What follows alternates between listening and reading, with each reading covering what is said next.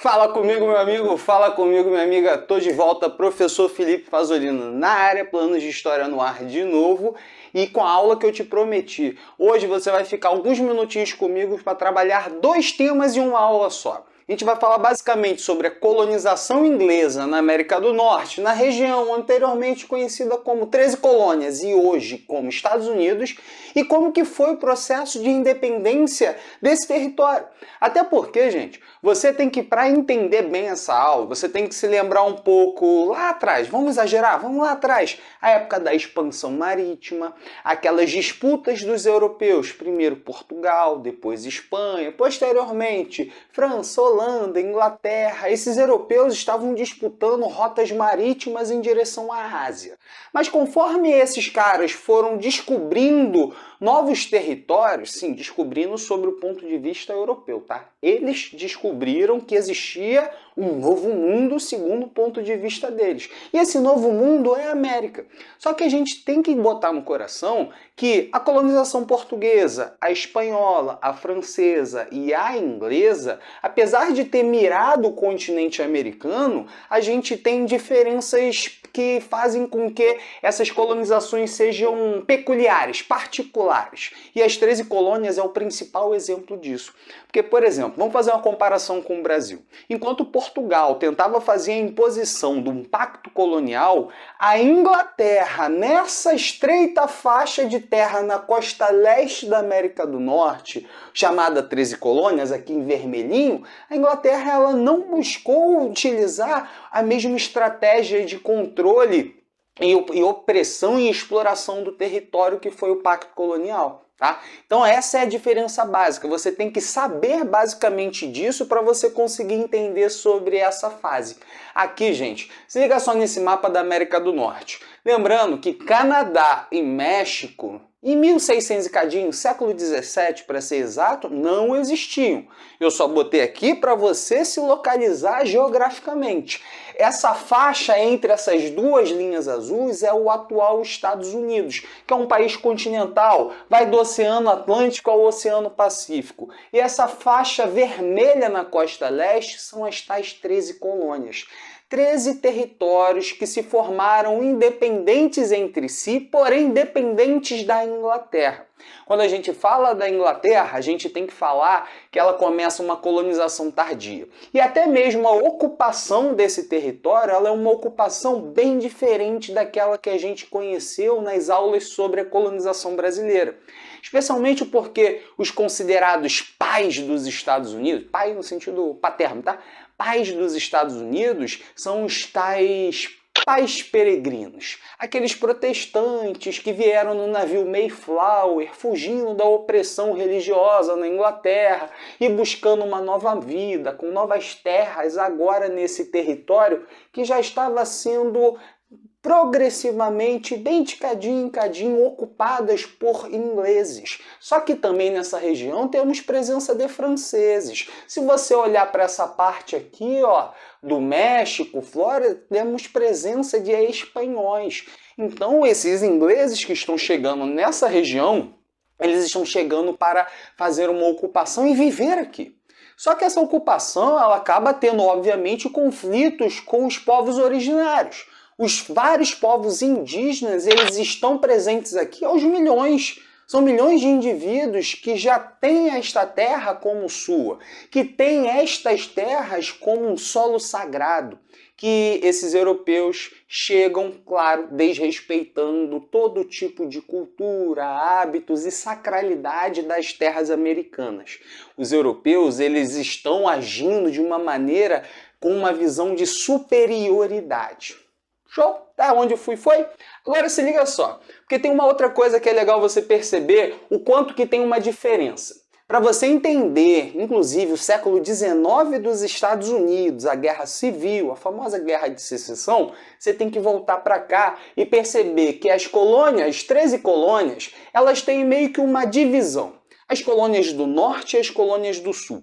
As colônias do Norte e as do Sul, elas se dividem particularmente por causa das suas características. Por exemplo, as colônias do sul, elas têm um solo e um clima mais propício para grandes plantações, que a gente chama de plantation. Já as colônias do norte, elas têm um clima mais frio, em alguns momentos neva, e ali foi se formando uma forma diferente de colonização, enquanto as do sul tínhamos uma monocultura, a mão de obra escravizada, que chegava a 40% da população do sul, no norte, essa galera começou a praticar policultura e começou também a criar relações comerciais com outros territórios, especialmente as Antilhas, que são as ilhas do Caribe, e o continente africano. Aqui nessa parte existe um negócio que os livros de história gostam de chamar de comércio triangular. Significa que as 13 colônias, elas, apesar de ter uma ligação com a Inglaterra, uma dependência com a Inglaterra, ela de certa forma tem uma autonomia, ela tem um autogoverno. Esse autogoverno já está te mostrando um negócio que quando a Inglaterra começar a querer acabar com esse autogoverno, essa galera aqui que tem a autonomia vai começar a ficar pistola, vai começar a se questionar, pô, calma aí. Em todo momento, praticamente, vocês ingleses ficavam lá e nós colonos ficávamos aqui. Comercializávamos com outros territórios, não éramos obrigados a comercializar apenas com a Inglaterra. A gente produzia, comercializava, a gente produzia inclusive manufaturas. E vocês agora, ingleses, de repentemente vão querer mudar essa nossa característica? Essa é uma ideia central. Tanto que o que vai começar a mudar esse autogoverno? O que vai começar a fazer com que a Inglaterra comece a olhar para as 13 colônias com maior sede de dinheiro? A Guerra dos 7 Anos. Guerra dos 7 Anos, que acontece ali na metade final do século XVIII, entre França e Inglaterra, ela vai marcar um ponto de virada desse self-government, desse autogoverno. Não gostou do inglês, né? Tomara que não tenha ninguém que sabe falar inglês aí para me corrigir. Essa guerra, ela, apesar de ter sido vencida pela Inglaterra, a Inglaterra ela sai com muita dívida. A crise econômica que a Inglaterra vai passar, ela vai ser resolvida a partir de um novo olhar para as 13 colônias. E aí que vai vir uma opressão fiscal. Aqui tem uma listinha. Essa listinha aqui, gente, pô, clichê. Isso aqui tu tem que saber, especialmente dependendo do porquê que você está aqui. Se tu está aqui para concurso militar, você precisa saber disso aqui, tá? Especificamente essas leis. Gente, quando a gente fala dessa virada do ponto de vista inglês sobre as 13 colônias, a gente está pensando que os ingleses estão necessitando aumentar a arrecadação. Para aumentar a arrecadação, eles vão precisar criar novas restrições aos ingleses. E se liga só que a lei do açúcar, da lei do açúcar até as famosas leis intoleráveis, é um espaço de 10 anos. São 10 anos de progressivo aumento da opressão inglesa e progressivo aumento da mobilização dos colonos, claro, a elite colonial, tá? Contra os ingleses. Tanto que a lei do açúcar de 1764, ela vai estabelecer regras específicas. Ela vai taxar toda a compra de açúcar que não viesse de colônias inglesas. Isso já faz com que a galera que tinha liberdade comercial perceba que, bom, agora eu só posso comprar açúcar dos ingleses. Senão eu vou pagar imposto. E, obviamente, eu colono, saio perdendo. A gente tem a lei do selo de 1765, que vai obrigar que documentos oficiais, livros, revistas, jornais e qualquer tipo de papel praticamente que estiver circulando, desde contratos a jornais, paguem um imposto específico que é a tal da lei do selo. Temos a lei do alojamento, onde os colonos serão obrigados a abrigar em seus terrenos soldados ingleses. Soldados ingleses esses que estão presentes nessa região por causa de um histórico de conflito entre Inglaterra e França. Inglaterra e França disputam territórios aqui, então não pode esquecer disso. A gente tem a famosa lei do chá. A lei do chá, ela vai fazer com que o monopólio da venda do chá caia para a Companhia das Índias Orientais Inglesas. Essa lei do chá ela vai gerar o famoso Boston Tea Party. O que é isso? A festa do chá de Boston. Pô, mas essa tradução é péssima, né? Porque não foi uma festa. Gente, o Boston Tea Party, ele foi, na verdade, uma reação dos colonos a essa restrição, a esse monopólio estabelecido para o chá, onde alguns colonos se trajaram de indígenas, botando toda a roupinha, sabe, roupinha no sentido entre aspas, toda a roupinha dos indígenas, segundo eles, entraram no porto do Boston, invadiram um navio inglês carregado de chá e começaram a jogar o chá no mar. E na saída, diz a história, que eles deixaram uma pena de alguns dos trajes e botaram assim, eles falam assim, porra, os ingleses são burros pra caramba, né? É óbvio que os ingleses vão achar que foram os indígenas que invadiram o porto de Boston para jogar o chá que eles, os indígenas, nem bebem fora. Porque, claro, não somos nós os colonos que estamos pistolas com essa lei, são os indígenas. É óbvio que os ingleses não vão perceber. E é óbvio que eles perceberam. Tanto que a reação após esse ataque, essa sabotagem ao navio, vai ser muito grande. Tanto que vão surgir, na verdade, as leis intoleráveis. Elas são intoleráveis porque a repressão ela foi muito grande. O porto de Boston, que era um dos principais das 13 colônias, foi fechado.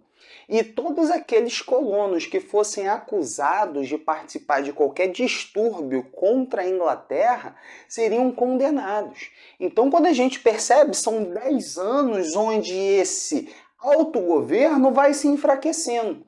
E é a partir daí, que também você não pode esquecer, estamos no século XVIII. Na Europa é o século das luzes. Na Europa é o desenvolvimento das ideias iluministas. E são essas ideias que vão ajudar a mobilizar esse processo de independência. Vamos para cá. Gente, com esse fim de autonomia, isso automaticamente começa a gerar uma certa mobilização entre a elite colonial contra os ingleses. Tanto que tem 2 congressos, os da Filadélfia, que vão entrar para a história como marcos temporais desse processo histórico da independência. O primeiro, em 1774, ele foi uma reunião da elite das 13 colônias, né, na cidade de Filadélfia, na região da Filadélfia, onde eles começaram a debater e redigiram um documento para enviar para a Inglaterra. O grande lema ali era sem participação, não tem taxação. O que isso significa? Esse primeiro congresso ele não pregava pela independência, não pregava pela formação de um novo país. O primeiro congresso ele pregava pelo desejo, pela reivindicação dos colonos participarem ativamente das decisões políticas na Inglaterra relacionadas ao seu território. Sendo que é óbvio que os ingleses não aceitaram. Os ingleses estão aqui ó, com o olho arregalado, querendo dinheiro. E vai aumentar a opressão, aumenta o envio de tropas para lá, porque eu digo para cá, tá? Para as 13 colônias. E as coisas, a tensão está cada vez aumentada, está cada vez mais tensa. Até que o segundo congresso da Filadélfia, em 1776, já algum tempo depois, teoricamente, oficialmente, o início do conflito contra os ingleses, esse congresso ele vai fazer a autodeclaração de independência dos Estados Unidos, no famoso 4 de julho de 1776. Aqui começa, na verdade, um marco importante, um marco simbólico para a guerra e para a história dos Estados Unidos. Tanto que vamos parar aqui. Se tu já está aqui, aproveita e dá um like, não esquece de se inscrever e não esquece de assistir a aula anterior a essa, que fala da Declaração de Independência dos Estados Unidos.